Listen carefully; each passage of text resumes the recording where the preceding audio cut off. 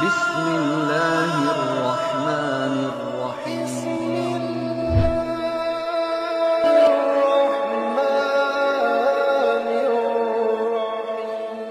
Assalamualaikum warahmatullahi wabarakatuh. Kali ini kita sudah sampai pada pembahasan tentang perkembangan tasawuf di abad yang ketiga. Tokoh yang akan kita bahas adalah Abu Yazid Al-Bastami. Di akhir abad kedua Hijriah, itu dulu ada 3 orang bersaudara. Namanya yang pertama adalah Adam, yang kedua Taifur, dan yang ketiga Adi. Ketiga orang ini sama-sama zuhud, kanu zuhadan, ahli ibadah, ubadan, dan ya orang baik lah kalau kita menyebutnya sebagai seorang sufi. Nah, tapi dari 3 orang bersaudara ini yang paling menonjol yang paling menonjol kesufiannya, tasawufnya, yang paling terkenal hingga hari ini adalah Taifur. Taifur ini adalah putra dari Isa. Dari Isa dulu kakeknya adalah seorang Majusi tapi sudah masuk Islam. Nah, Taifur inilah yang ketika dewasa dikenal dengan Pak Yazid, dalam bahasa Arab Abu Yazid Al-Bastami, karena tinggal di Khurasan di Iran, karena berasal dari sana. Nah, di Madura kata Bastami ini tidak terlalu populer. Yang lebih populer adalah kata Bustami, sehingga tetangga kita, saudara-saudara kita, pemilik kita banyak yang bernama Bustami, Cibustami, kalau bahasa Maduranya Cibustami. Ya ini mungkin wajar lah karena pembacaan yang salah terhadap sebuah nama daerah yang jauh dari kita. Kalau kita lacak sebenarnya di Khurasan itu di Iran ya nama sebuah daerah namanya Bastam. Ini kabupatennya adalah Shahrud di Iran. Kota ini didirikan pada abad yang ke-6. Nah, jadi sebenarnya menurut saya yang lebih benar itu ya Bastami, bukan Bustami atau Bistami. Ya, nama-nama lain misalnya Syekh Abdul Qadir Al-Jilani. Al-Jailani yang terkenal adalah Al-Jailani. Sebenarnya daerah yang ada di Irak itu ya di Al-Jilan ya, bukan Jailan. Nama-nama lain misalnya ya banyaklah. Emriti misalnya sebenarnya Amriti yang lebih benar. Pada akhirnya diketahui bahwa nama itu ya. Nama kita juga kalau dibaca oleh orang Arab akan kesulitan mereka. Misalnya Ahmad Sa'di Al-Farinduani ya, mereka mungkin akan baca Al-Furunani dan lain-lain ya. Karena kesulitan daerah itu yang tidak dikenal. Dr. Abdul Halim Mahmud misalnya dengan tegas mengatakan dalam judul bukunya Sultanul Arifin Abu Yazid Al-Bastami. Jadi memang dikasih harkat mbaknya fathah Al-Bastami.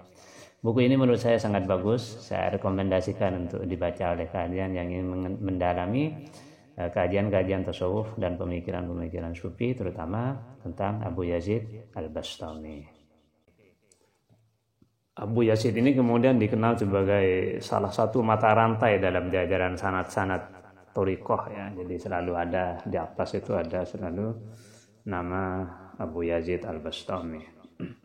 Ini seorang sufi di abad ketiga yang sudah mulai dalam tanda petik mulai menampilkan kenyelenehan, hal-hal yang sebelumnya belum tampak, mulai tampak pertama kali pada tokoh Abu Yazid Al-Bastami ini. Ini memang agak unik, sejak kecil sudah menampilkan keunikan-keunikan dan cenderung memang kepada asketis ya, kehidupan yang asketik. Perjalanan penempuan suluknya Al-Bastami ini begitu rumit sebenarnya. Ketika ditanya kepada Abu Yazid, apa ma asyaddu ma laqita fi sabilillah, apa yang paling berat yang kau temui dalam perjalanan menuju Allah itu? Faqala la yumkin wasfuhu, tidak mungkin disifatkan, tidak mungkin dilukiskan beratnya itu seperti apa. Maka ditanyakan lagi, ma ahwana ma laqiyat nafsuka minka, Apa yang paling ringan saja yang kau temui dalam perjalanan itu? Faqala amma hadza fan'am. Kalau yang paling ringan ini bisa saya ceritakan. Suatu ketika da'autuha ila syai'in min at-ta'at. Tentang nafsu ya, apa yang kau nafsumu temui ya, dirimu temui. Suatu ketika saya ajak diri saya untuk melakukan kebaikan, untuk melakukan ketaatan. Falam tujibni, maka dia tidak mau. Katakanlah begini, saya ajak dia untuk sholat tahajud, dia tidak mau. Saya ajak diri saya untuk bersedekah, dia tidak mau. Famana'tuha al-ma'a sanatan, maka aku melarang diri saya ini untuk tidak minum air selama 1 tahun. Nah, ini adalah untuk mencegah agar nafsu tidak liar, maka harus dikekang, dicengkram, ya, diikat, dibelenggu. Karena kalau tidak maka nafsu menjadi liar. Ini adalah sufi pertama yang menimbulkan al-fana wal baqa. Secara harfiah al-fana itu artinya lebur, hancur, al-baqa ya tetap. Maka ketika penghancuran terjadi, maka penetapan yang akan muncul. Kita menghancurkan diri kita, maka yang ada adalah Allah. Kita hancurkan, kita leburkan sifat-sifat tercela dalam diri kita, maka yang muncul adalah bersifat-sifat yang baik. Kita leburkan, kita hancurkan sifat-sifat kita, sifat diri kita, kedirian kita leburkan, kita hancurkan, kita hilangkan, maka yang muncul adalah sifat-sifat Allah. Nah, ketika seseorang sudah betul-betul bisa memfanakan dirinya, ketika orang itu sudah betul-betul meleburkan dirinya, menghancurkan dirinya, menghilangkan dirinya, menghilangkan nafsnya, maka dia akan mulai masuk ke pintu gerbang, yaitu al-ittihad, penyatuan dengan Tuhan.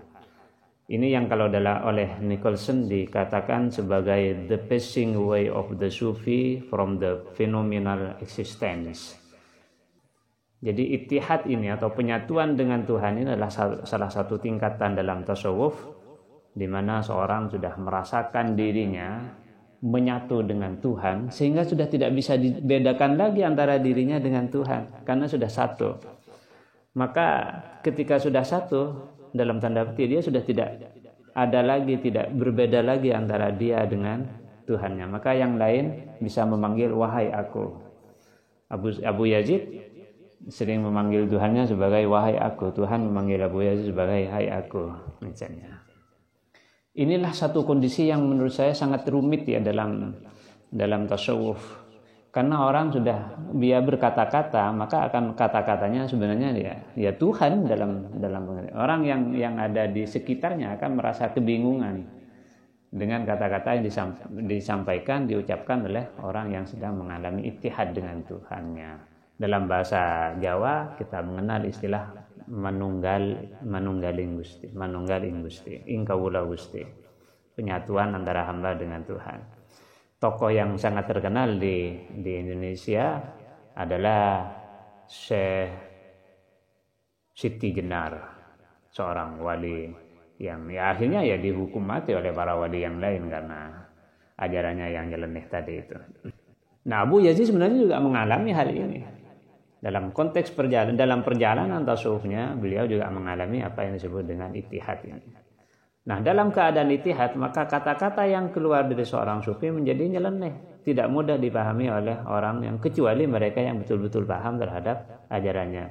Nah, kata-kata aneh yang keluar dari seorang sufi ketika mereka memasuki pintu gerbang ittihad atau sudah berada dalam ittihad, ini dalam tasawuf dikenal dengan istilah syatohat. Atau kalau dalam bahasa Inggris disebut dengan theopatical stammerings. Dalam sejarah tasawuf, Abu Yazid adalah orang pertama yang mengalami ini, yang mengeluarkan syatohat ini, kata-kata aneh ini. Misalnya kita lihat kata-kata salah satu syatohat yang terjadi kepada Abu Yazid. Misalnya Tuhan berkata kepada Abu Yazid, "Ya Abu Yazid, innahum kulluhum khalqi ghairuka." Abu Yazid, semua itu adalah makhlukku kecuali kau. Maka aku menjawab, kata Abu Yazid, "Fa ana anta wa anta ana." Berarti aku adalah engkau dan engkau adalah aku. Fanqata'al munajat fasara al-kalimatu wahidatan wa sara al-kullu bil kulli wahidan. Maka kemudian munajat terhenti, kalimat hanya menjadi satu dan semuanya menjadi satu. Faqala li, maka Allah berfirman kepadaku, kata Abu Yazid, ya anta, wahai engkau. Aku menjawab, wahai aku, ya ana, kata Abu Yazid. Faqala li, maka Tuhan berfirman kepadaku, anta al-fardu. Aku menjawab, ana al-fardu. Faqala, maka Allah berfirman li kepadaku, anta, engkau. Aku menjawab, ana. Ini adalah salah satu bentuk yang terjadi ketika seorang sudah menyatu dengan Tuhannya. Yang disebut dengan syatohat tadi. Contoh syatohat yang lain adalah pernyataan Abu Yazid, lastu ata'ajjab min hubbi laka. Aku tidak heran dengan cintaku kepada engkau. Ini kepada Tuhan ya. Fa ana abdun fakir, karena aku adalah hamba yang fakir, yang sangat membutuhkan. Walakinni ata'ajjab min hubbi kali. Tapi yang aku herankan adalah cintamu kepadaku. Maksudnya, kenapa kau mencintaiku? Wa anta malikun qadir, sementara engkau adalah maha penguasa, maha kuasa, maha pemilik yang maha kuasa. Suatu ketika Abu Yazid mengatakan, arada Musa alaihi salam an yarallaha ta'ala. Musa suatu ketika ingin bertemu melihat Allah. Wa ana ma aradtu an arallah, sedangkan aku tidak ingin melihat Allah. Huwa arada ayyarani, Allah yang ingin melihat aku. Ketika suatu ketika ada orang bertamu ke rumah Abu Yazid, adakah Abu Yazid dalam? Abu Yazid menjawab, tidak ada. Yang ada adalah Allah. Nah, ini adalah bagian dari bentuk syatohat yang menggambarkan, melukiskan satu ittihad, penyatuan antara seorang hamba dengan Tuhan.